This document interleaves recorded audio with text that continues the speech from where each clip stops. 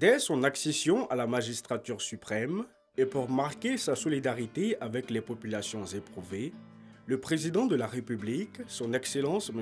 Alassane Ouattara, a décidé de mettre en œuvre un programme d'investissement d'urgence. Il s'agit de sauver le réseau routier ivoirien mort par le renforcement de 1000 km de routes révertues par an pour un coût de 150 milliards de francs CFA. Le rechargement de plus de 5000 km de routes en terre par an pour un coût de 75 milliards de francs CFA.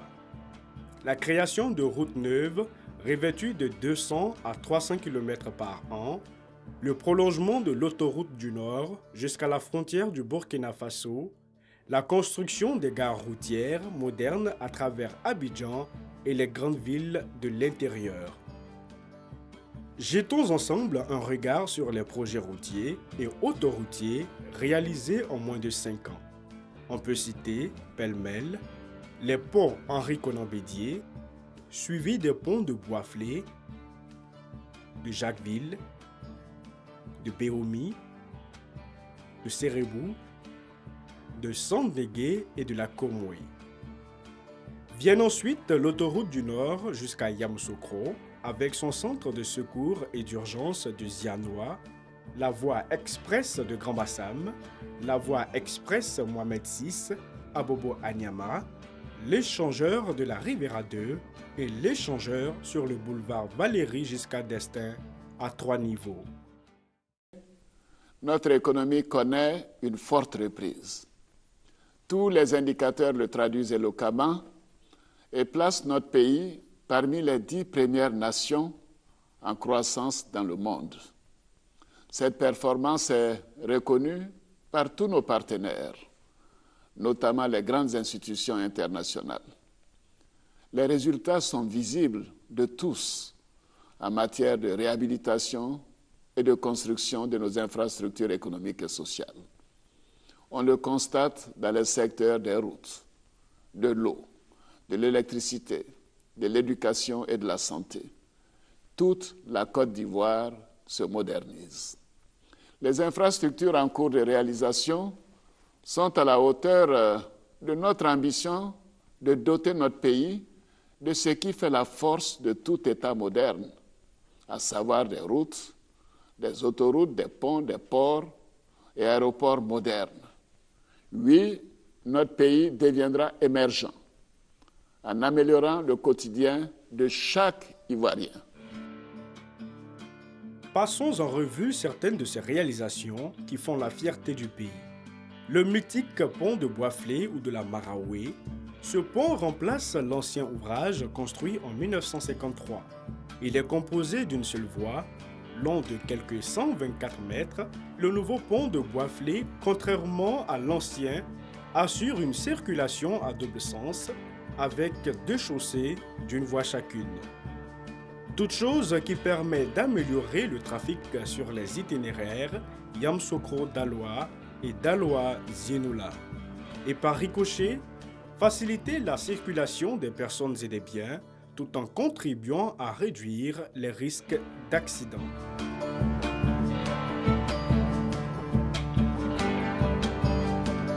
Le pont de Jacquesville, baptisé pont Philippe Grégoire Yassé, du nom de l'ancien président de l'Assemblée nationale, illustre fils de la région, relie la terre ferme à Jacquesville en traversant la lagune ébriée à l'ouest d'Abidjan.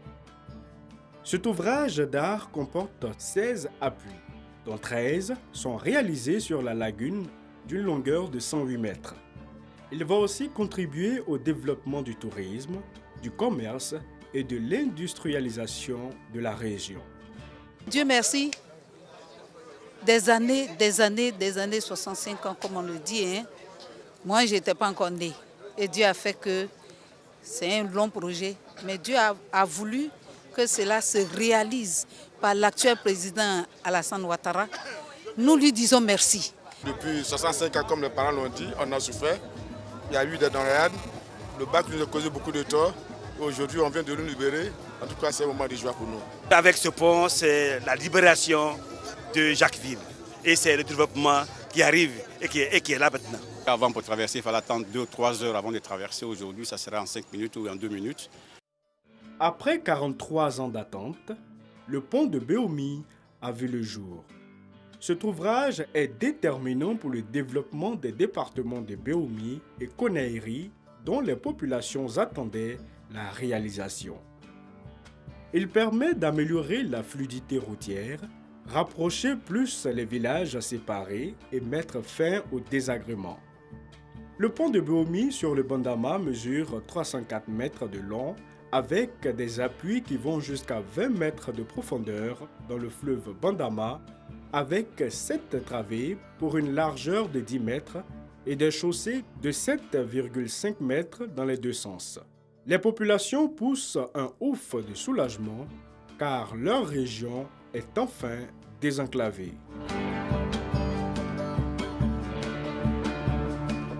La mise en service du pont Sérébo-Bassawa permet de relier l'Ifou, centre-est, le Béké, centre, le Gontougo, nord-est et le Hambol, centre-nord.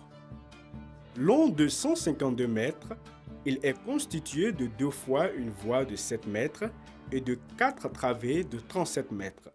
À travers ce pont, à partir de Boaké, en passant par Satama Sokoro, Satama Sokura, Bassawa, on arrive à Sérébu. Boaké, en passant par également Bayakro, Prikro, Famienkro, on arrive à Sérébu. Par Lifou, en passant par Prikro, Famienko, on arrive également à Sérébu. Et par le Gontougo, en passant par Bondoukou, Tanda, Sandégué, on arrive à Sérébu et on accède au pont. Mis en service en décembre 2014, il permet un gain de plus d'1 heure de trajet entre les 2 quartiers traversés par la lagune Ébrilly.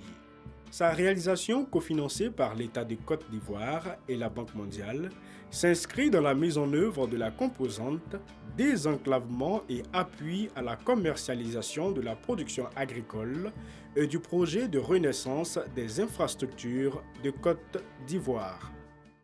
Ce pont a été attendu par nos parents depuis près de 50 ans, depuis l'indépendance je dirais. Aujourd'hui, ça a été une réalité. C'est le peuple en or qui est fier d'être là aujourd'hui pour le projet que le président de la République vient de nous offrir. Et ce qui nous réjouit, c'est que nous sommes aujourd'hui reliés avec nos parents de l'autre côté du fleuve pour que la fraternité règne. Je me souviens encore lors de la visite d'État du président à Sandégué, quand il a su que c'était la préoccupation des populations, il a fait la promesse de construire ce pont. 2 ans après sa promesse, voilà que le bébé est né et il est là en face de nous. Nous disons merci au président de la République qui nous permet aujourd'hui d'aller résolument vers l'émergence avec les femmes de l'Ifou, les femmes du Hambol, les femmes du Gontougo. L'ouverture de l'autoroute de Bassam est un atout incommensurable pour la zone franche qui est devenue accessible depuis Abidjan en seulement 10 minutes de route. De quoi attirer les investisseurs, les usagers et les visiteurs. La construction de l'autoroute de Grand Bassam est un acte majeur dans la relance de l'économie ivoirienne. Il permet de valoriser le grand potentiel touristique de la ville de Grand Bassam et des cités balnéaires voisines. L'autoroute de Grand Bassam possède le trafic le plus important en Côte d'Ivoire, avec 13 000 véhicules par jour, et pourra atteindre potentiellement 20 000 d'après une étude du ministère des Infrastructures économiques. D'un coût total de 137 milliards de francs CFA, le projet de prolongement de l'autoroute Saint-Grobo à Yamsokro a été financé par l'État ivoirien avec l'appui financier de bailleurs de fonds internationaux. L'autoroute du Nord, reliant Abidjan et Yamsokro, est un vœu du premier président ivoirien, Félix Houphouët-Boigny, pour permettre le développement dans les régions traversées par cette voie. Cette nouvelle voie Abidjan-Yamsokro, longue de 230 km contre 243 km auparavant, présente désormais des garanties de confort et de sécurité pour les usagers. L'usager est appelé à payer un droit de passage à 2 stations. Un système de vidéosurveillance installé le renforcement de la sécurité par des patrouilles mixtes, de jour comme de nuit, des forces de l'ordre et un équipement des centres de premiers secours d'Abidjan. Situé à 120 km d'Abidjan, de Yamoussoukro et de Gagnoa, ce centre a une position géographique qui permet une prise en charge des accidentés en un temps record, ce qui contribue à sauver de nombreuses vies humaines. Il s'agit là d'une réalisation qui s'inscrit parfaitement dans les priorités de notre pays, dont les efforts visent principalement le bien-être et la protection sociale de nos populations. Il va permettre de sauver des vies. Oui, je dis bien sauver des vies.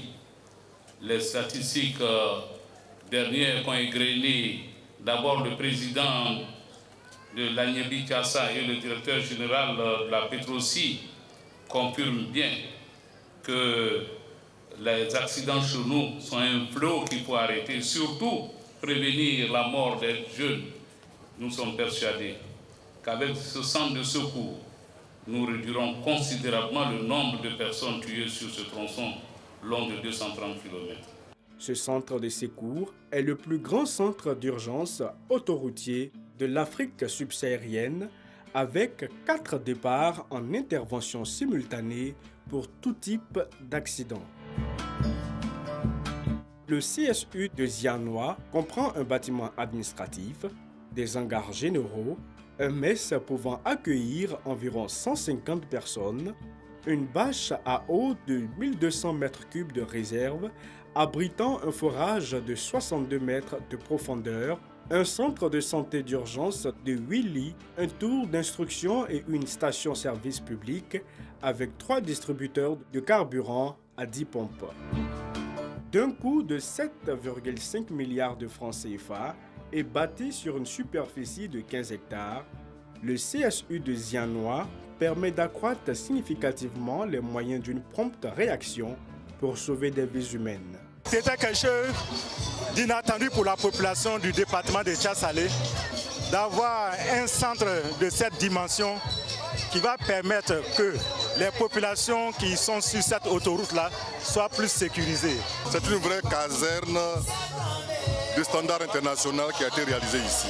Une caserne sapeur-pompier de standard international et intégrée. Et ça doit être dupliqué, ça doit servir d'exemple, ça doit faire tache d'huile. Long de 1,6 km en 2 fois 3 voies, le pont baptisé Henri Konan Bédié est le pont le plus long de la Côte d'Ivoire. Il permet un gain de plus d'1 heure de trajet entre les 2 quartiers traversés par la lagune et Brilly.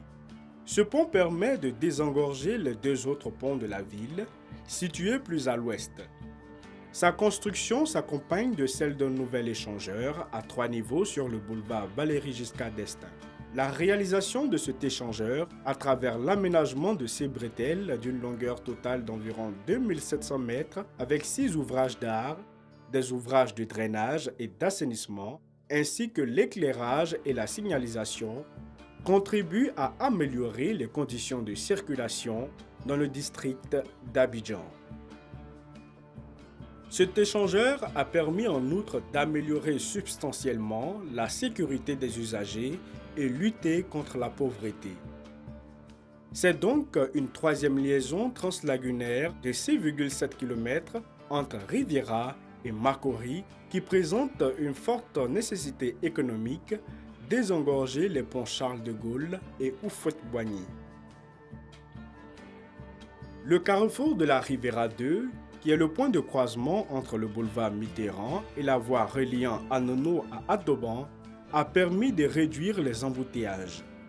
La construction de l'échangeur a consisté, entre autres, à réaliser un passage inférieur de type portique double en béton armé dans le sens école de police Bingerville, à aménager la partie supérieure du portique par la création d'un giratoire pour assurer la circulation dans le sens Anono-Atoban, aussi l'accès au boulevard Mitterrand, à construire des contre-allées ou bretelles de raccordement, à construire